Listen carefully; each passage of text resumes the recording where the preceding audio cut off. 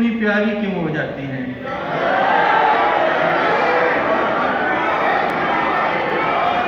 Fourth year में लड़कियां इतनी प्यारी क्यों हो जाती हैं?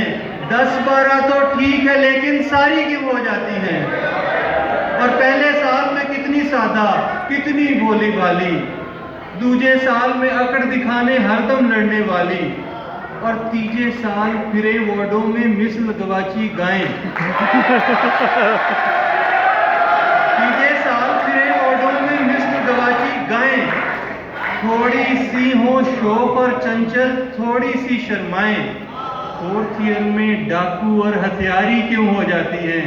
फोर्थ ईयर में लड़कियां इतनी प्यारी क्यों हो जाती हैं? और फाइनल ईयर में लागा रात बेचारी क्यों हो जाती हैं?